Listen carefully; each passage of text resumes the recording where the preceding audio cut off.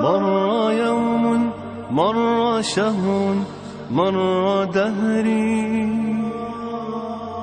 وسط لهو واتكال ضاع عمري. Saudaraku, bukankah dunia ini begitu melelahkan? Berkali-kali kita letih dibuatnya. Bisnis, karir, ego, nafsu, dan kepentingan. Semuanya membakar obsesi kita sejadi-jadinya. Hingga kita terengah-engah mengikuti kehendaknya. Ya, dan bukan itu saja. Mereka membuat kita rela mengorbankan apa saja. Ya, apa saja. Harga diri, kehormatan, keluarga, dan bahkan agama kita. Karena obsesi dunia yang ganas itu, rasanya sudah terlalu lama kita melupakan Allah. Batasan halal dan haram sudah lama terhapus dalam batas-batas pertimbangan kita. Lidah ini telah lama keluh untuk menyebut namanya. Kedua tangan ini nyaris tak pernah lagi mengadukan kefakiran diri ini padanya. Dan kening ini entah telah sekian lama tak pernah tersungkur larut dalam sujud dan air mata. Saudaraku, sampai kapan semua itu harus terjadi? Sampai esok? Bulan depan? Tahun depan?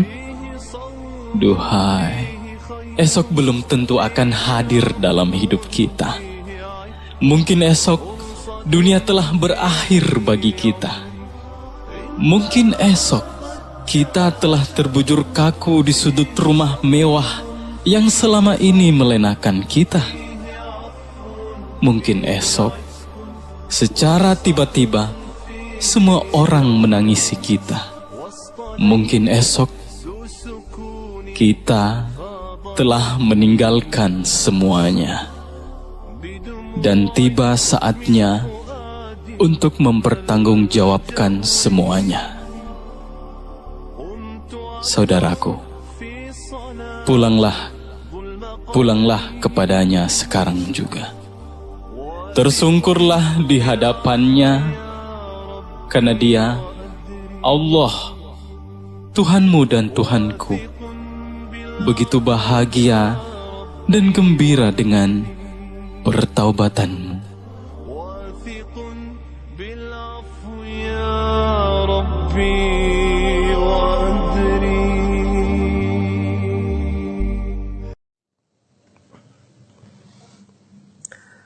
Alhamdulillah wassalatu wassalamu ala rasulillah. Pemirsa yang berbahagia, di kesempatan kali ini saya akan menceritakan sebuah hadis yang diriwayatkan oleh Bukhari dari sahabat Ibnu Mas'ud radhiyallahu anhu. Beliau mengisahkan bahwa suatu hari Rasulullah SAW pernah membuat garis-garis. Mari kita simak bagaimana lengkapnya hadis. Ya. Kata Ibnu Mas'ud, khatta Rasulullah SAW khattan murabba. Rasulullah SAW membuat bangun ruang segi 4. Wa khatta fi wasatihi khattan kharijan minhu. Kemudian beliau membuat garis lurus panjang yang menembus garis segi 4 tadi. Kita kasih warna kuning ya. Kemudian Nabi SAW wa khatta khutatan sigar, lalu beliau membuat garis-garis kecil ilal wasat yang menyambung ke tengah.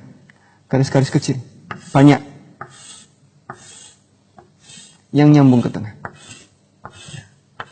Kita tidak tahu jumlahnya berapa, namun ini sebagai pendekatan.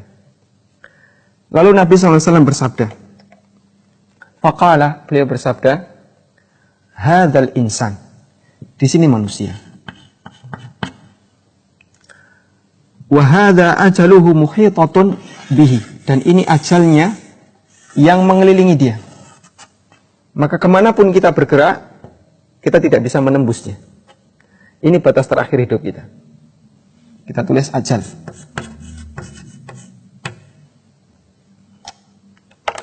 Kemudian beliau bersabda, wa hadzal ladzi huwa kharijun, dan garis yang keluar dari batas ajal ini adalah amaluhu. Di sini ada obsesi manusia, cita-cita. Obsesi yang diinginkan oleh manusia. Wa hadzal khutatus sigar, sementara garis kecil-kecil yang dia melintang sepanjang perjalanannya adalah al-a'rad, rintangan hidup. Fa in akhta'ahu hadza, jika dia bisa selamat di rintangan pertama, nahasyahu hadza, dia nanti kecantol di rintangan kedua. Wa in akhta'ahu hadza, dan jika dia bisa selamat di rintangan kedua, nahasyahu hadza, dia akan kecantol di rintangan yang ketiga. Dan begitu seterusnya sampai dia menemui ajalnya, kematian. Pemirsa yang berbahagia, seperti inilah naluri yang digambarkan oleh Nabi SAW. Setiap manusia memiliki naluri. Dia ingin mengharapkan sesuatu yang menjadi cita-citanya, yang menjadi obsesinya.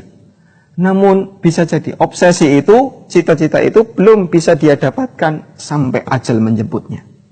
Dan umumnya manusia demikian.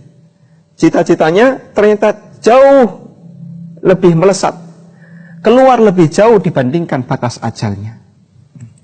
Banyak orang yang memiliki harapan. Dia berusaha melakukan segala sesuatu yang dia bisa lakukan untuk mewujudkan harapannya. Saat ini semua orang mengharapkan dirinya bahagia. Dia bekerja. Dia melakukan berbagai macam kegiatan untuk mendapatkan apa yang dia inginkan. Setelah di usia tua, bergantilah kebahagiaannya. Dia lebih bahagia ketika melihat anaknya bahagia. Dia lebih senang ketika melihat keluarganya bahagia. Maka dia berusaha mengumpulkan warisan sebanyak-banyaknya untuk nantinya sebagai bekal keturunannya yang dia tinggalkan. Dan begitu seterusnya sampai dia mati, dia belum bisa mendapatkan apa yang menjadi cita-citanya. Dan setiap kali dia menuju apa yang dia cita-citakan akan terhalangi dengan berbagai macam rintangan. Maka betapa capeknya hidup. Setiap dia berjalan ada satu rintangan. Nanti dia bisa selamat di rintangan pertama, dia akan kecantol di rintangan kedua, dan begitu seterusnya. Maka benar apa kata Allah Subhanahu wa ta'ala, ya ayyuhal insan, innaka kadihun ila rabbika kadhan famulaqih. Wahai manusia, sungguh kalian itu betul-betul capek ila rabbik, menuju Allah. Famulaqih, sampai kalian ketemu Allah Subhanahu wa ta'ala. Semua manusia capek. Tidak ada istilah manusia yang tidak capek.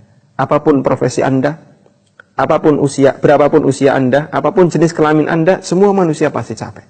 Karena kita semuanya bergerak. Tinggal saatnya kita berpikir. Kita mengharapkan satu cita-cita. Memikirkan sesuatu yang belum pasti.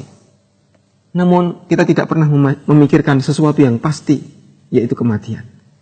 Kita lebih sibuk memikirkan sesuatu yang belum jelas, yang belum tentu bisa kita dapatkan.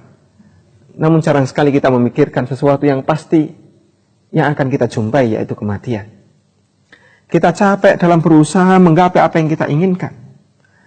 Namun pernahkah kita berpikir apakah capek kita ini akan mendatangkan manfaat besok setelah kematian, ataukah justru akan menjadi beban bagi kita? Semoga hadis yang sederhana ini bisa memberikan gambaran kepada kita bagaimana kondisi hidup manusia, sehingga kita semakin berhati-hati dalam menjalaninya. Wassallallahu ala nabiyyina Muhammadin wa ala alihi wa sahbihi wasallam, wa akhiru da'wana alhamdulillahi rabbil alamin.